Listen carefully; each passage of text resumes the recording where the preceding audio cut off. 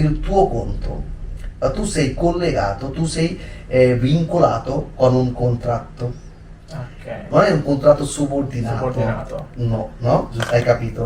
Loro ti faranno la fattura, sai? Tu ricevi la fattura, no? E dopo? Scusami tanto, tu gli farai la fattura, ok? Loro ti daranno il riepilogo, sai, no? Della fattura. In modo tale loro ti pagano, fine anno loro ti mandano un certificazione unica comunque per lavoro autonomo. Ok. Tu devi dichiarare comunque, dichiarare il reddito. Reddito.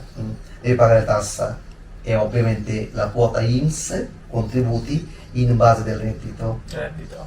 Primo chiaro? Chiaro, ওকে আমরা তাহলে পরবর্তীতে যে কথাটা বলবো, যে আমরা এখন কথা বললাম যারা অলরেডি স্টুডেন্ট ভিসাতে এসেছে, কিন্তু এই ভিডিওটা দেখার পরে আমাদের অনেক ক্লায়েন্ট যারা এখনো মানে আমাদেরকে ফলো করে, যারা বাংলাদেশে আছে, এদের স্টুডেন্ট ভিসায় আসার আগ্রহ আছে।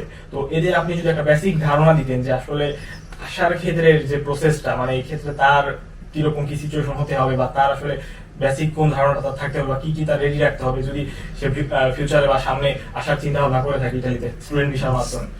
ধন্যবাদ তোমাকে নাদিম। স্টুডেন্ট ভিসার ব্যাপারটাতে আমরা জানো হয়তো যে আমরা কাজ করছি আলহামদুলিল্লাহ।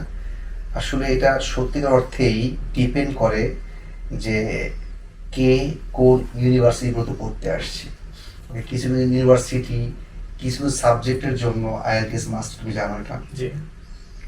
কিছু কিছু ক্ষেত্রে আইএলটিএস তো লাগছে না, তবে সেই ক্ষেত্রে তুমি যখন লাউরিয়ার জন্য আসছো, আমি ব্যাচেলারের জন্য আসছো, তখন আইএলটিএস এর ব্যাপারটা খুব ইম্পর্টেন্ট হয়ে যাচ্ছে।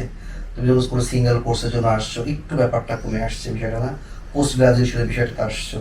সব কিছু মিলে এই বিষয়ে আমরা আরো ব্যাপক একটা ভিডিও করবো, আমরা আশা করছি নেক্সট মান্থে, কারণ আমরা একটা ইম্পর্টেন্ট মিটিং আছে আমরা আমাদের সাথে যারা কোলাবোরেট করছে।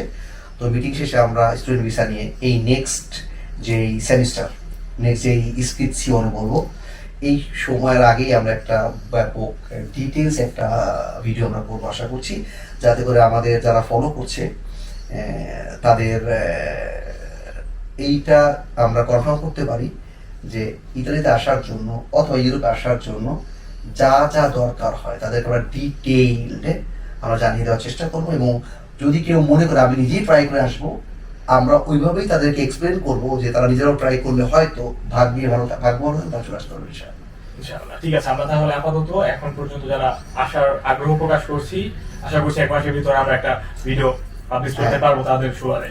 তাদের জন্য আমরা একটা পাবলিশ করবো, একটা আরো অনেক ডিটেইল একটা ভিডিওতে আশা করছি আমরা যাবো, আশা করছি ইনশাআল্লাহ। ওকে, ধন্যবাদ তোমাকেও।